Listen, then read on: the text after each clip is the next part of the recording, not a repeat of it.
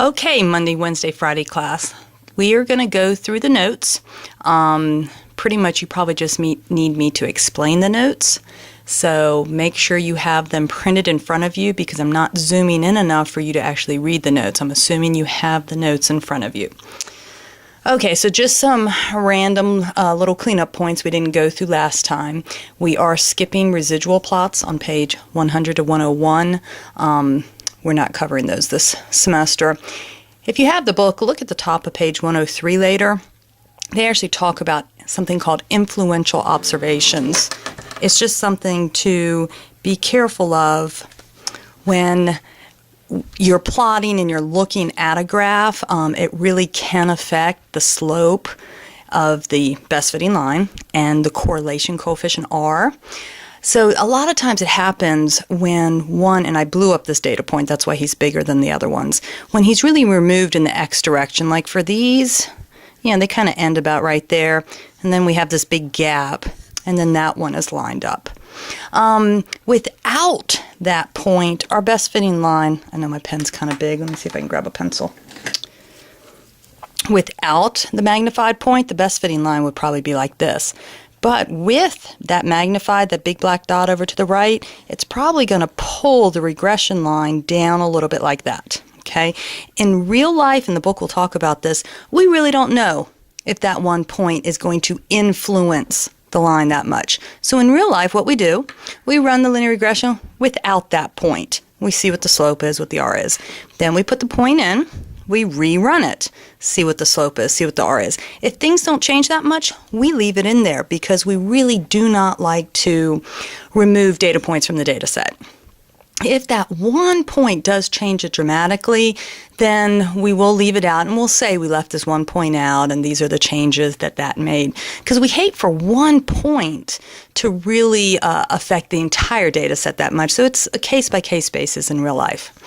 Okay, also, just to let you know, in Math 220 right now, we're just covering correlation coefficient and the coefficient of determination as ways to kind of see how well this best fitting line is fitting the points. But I just want you to know they are not the end all to what we do in real life.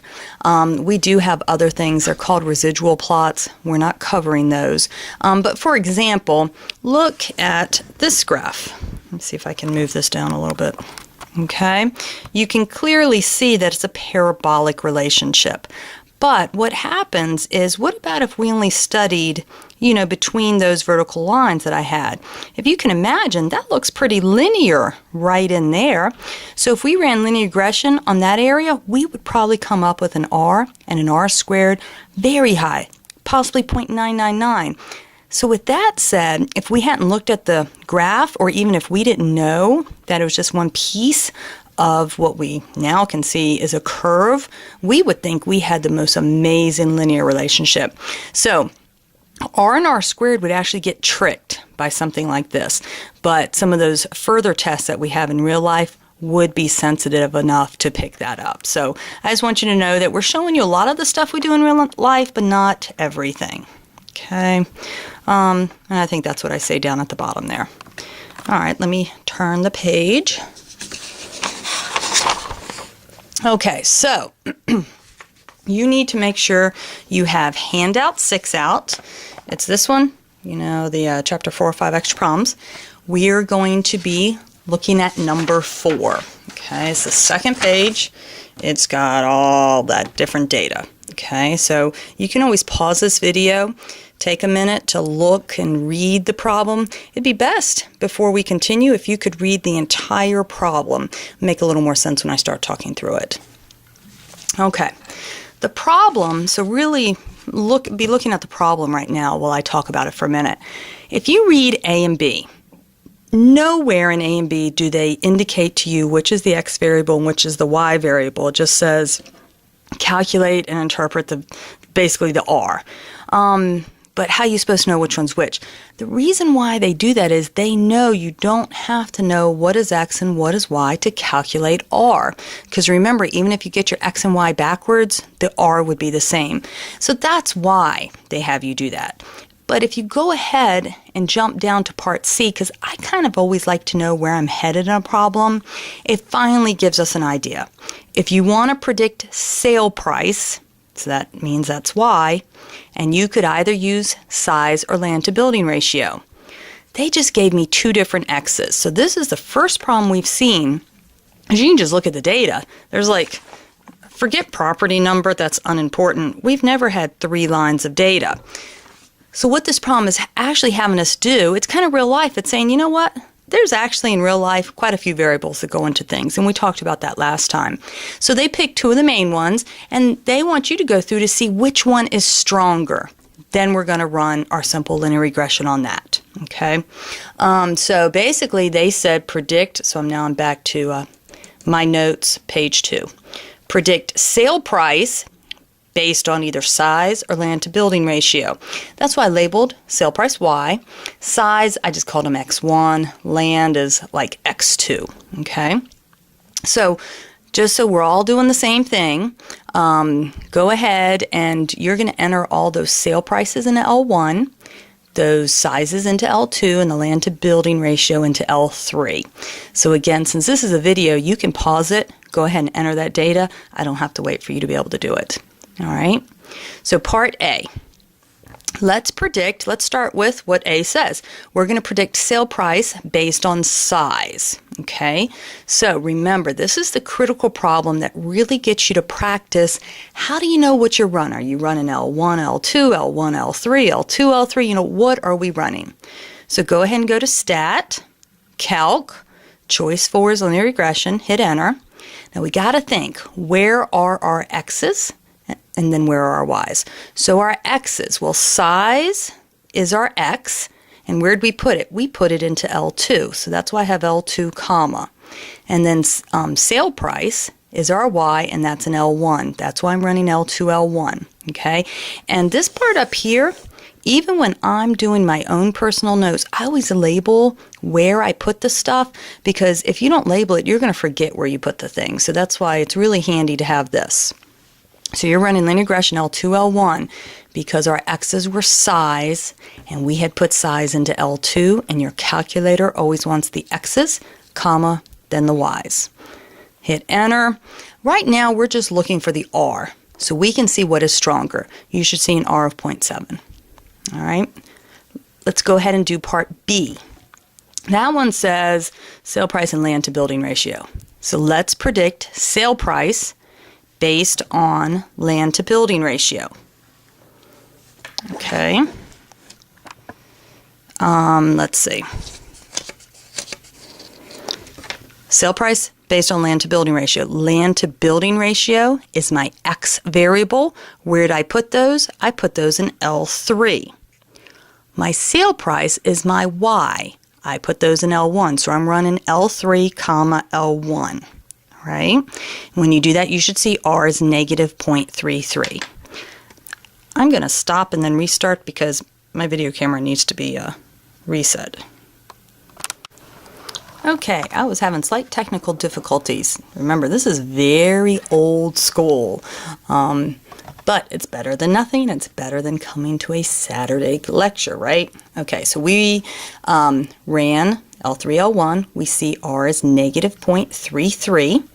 So 0.7 is stronger than negative 0.33, right? And it's not because of the negative. I'm just looking at the 0.7 and the 0.33. 0.7 is stronger. So the rest of this problem, I'm going to be using sale price based on size, okay? So I kind of, because I know you guys always worry, like, what's the answer to A? What's the answer to B? So I've kind of, hey, the answer to A is 0.7. The answer to B, negative 0.33. Technically, the answer to C, they just wanted you to say, yeah, I'm going to use size instead of land to building ratio.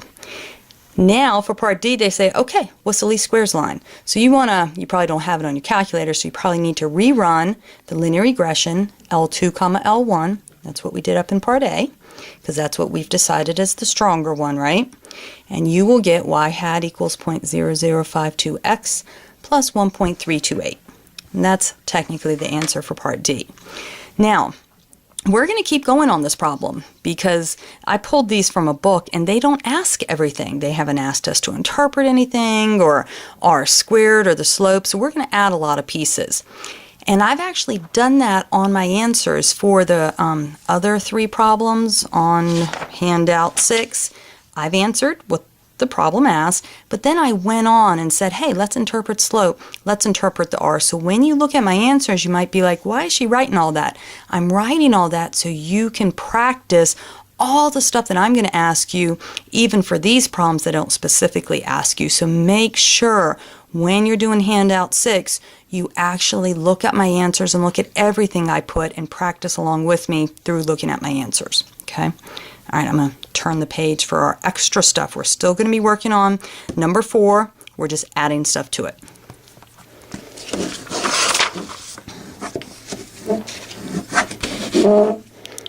Okay. So we said let's add a few pieces to number 4. So I want to make sure you know how to interpret that correlation coefficient of 0.7. Remember, this is the short and sweet interpretation. There's only 2 pieces, positive, negative, and then tell me the strength. This one is positive, and then this one is moderate because it's 0.7.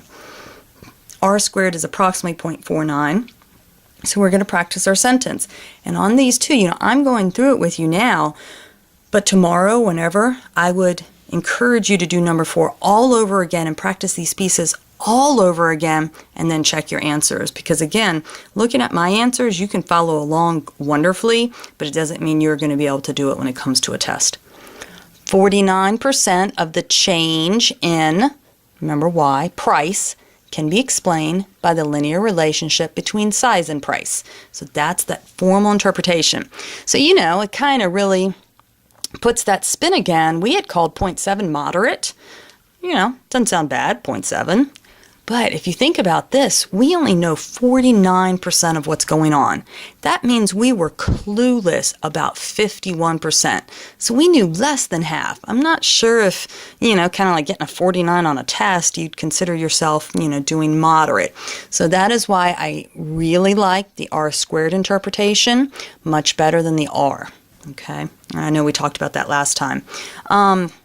Jumping ahead because I forgot to write this, but so down here, how sometimes I'll ask you, why is the r squared not 100%? So what else goes into the price? Basically, these are like distribution centers, like you see on 81, Walmart distribution, or these are tremendous. If you look at the data, the size is in thousands of square feet. So, something like location. Distribution centers like to be near highways, railroads, ports, things like that. You just say the condition of the place. You don't have to know about factories and distribution centers to be able to say, give me one other variable that might go into it. Now, if you're smart, there was another variable you could have easily listed without even thinking. Because again, we studied size. And I'm just basically asking what's another variable. Well, we knew land to building ratio was another variable because this problem had us even look at that. So you could put land to building ratio right here. Okay, let's go back and interpret slope. Remember, the slope is positive, so I can make them both go up or both go down. I chose to make them both go up. That's why I have increasing. Okay, as x, increases 1 unit, the y changes by slope. So listen. As size increases 1. Now, if you look at the units, it's thousands of square feet. Okay, so you could write 1,000. I didn't write it like that because I didn't want you to think I was suddenly changing something 1,000. We're changing it 1, but the unit is in thousands of square feet. So as size increases 1, thousands of square feet, price increases, what was your slope? 0.0052, but the unit is millions. This sentence that I have written in the big bold black Sharpie is all you need to put. So that's why I put, by the way, if you're wondering what 0.0052 millions is, remember millions, you can move it 6 decimal places. If you move that decimal 6 decimal places, you will get 5,200. So that's what that means. Okay. Adding another piece. What if I had said predict size based on price? We did that last time. I switched the x and the y on you. So size is now y, price is now x. So when we go to linear regression, we got to put our x's in first. We have to put our price in first. We had put that in L1. And then comes the size. We had put that in L2. So this time we'd be running L1, L2. I did not actually run it to get the numbers, but I mean, you can easily run that if I'd asked that. Okay, you would, if I say to do that, you do need to give me the line of best fit, but I figured you could do that on your own. Okay, I'm going to show one actually newspaper article here in just a minute, but just to recap, for homework, you really need to probably redo on your own that quitting rate wage problem, handout 5. Redo number 4 that we did. Do the other 3 problems. Check the answers. Do the Honda handout 7. Answers to all of that is on Canvas. And then anything I've assigned from the book. Because on Monday, we are going to start right into probability, which is normally not y'all's favorite topic. And linear regression goes well, but you got to make sure you practice it. Okay, just want to show you one article from a newspaper that kind of has these concepts of correlation and association and that type thing. So that would have been your 4th page that you would have printed. Let me switch mine and get mine up here.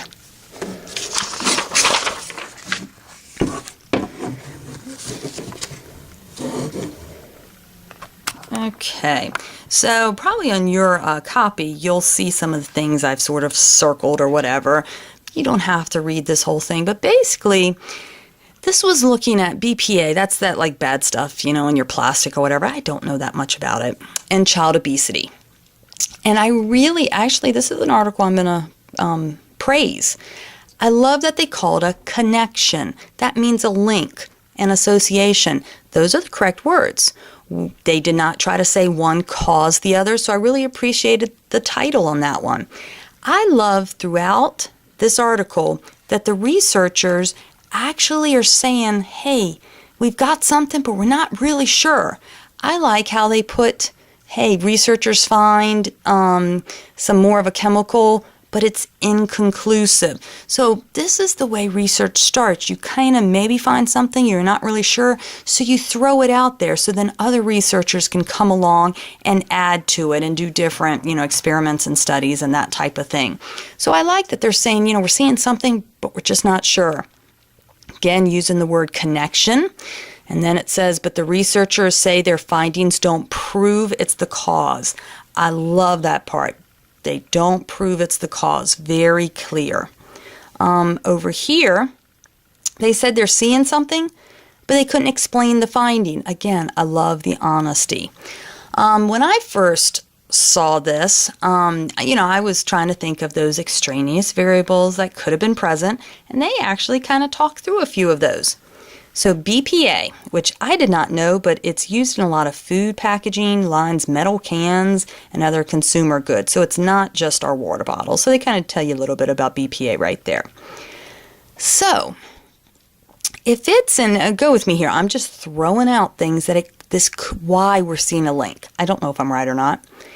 If it's in all the food packaging, then, and we're relating this to obesity, maybe it's just that the kids who are eating all the junk food and the honey buns and the Otis Spunkmeyer muffins and all the things loaded down with calories, they're eating that, which are high in calories, that can lead to being overweight, and those items are packaged in food packaging with BPA.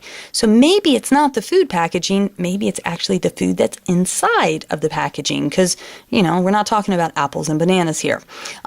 They do mention that. It's a possibility in this article. I also like how they explain something about how they're testing the urine for this chemical. It goes on to say, the body excretes this chemical within hours. It's possible that the study is simply indicating that heavier kids are more likely to have recently consumed something from a BPA container. So they're pretty much throwing out another extraneous variable right there. So this was in my local paper. It was, you know, an Associated Press article, but bringing up extraneous variables, using all the correct words, connections, not sure, it definitely doesn't mean causation. This is exactly what we're talking about. So, hey, one article I do get to praise. So, All right, well, this goes a whole lot quicker when I'm just talking through, because I wish I could stop to ask for questions, but I can't. And you guys can pause it at any time and rewind if you need to listen to something again. So please try all the linear regression problems, so that way if you have any issues with anything, you can come by my office once we get rid of all of this snow. So, all right, I will see you on Monday.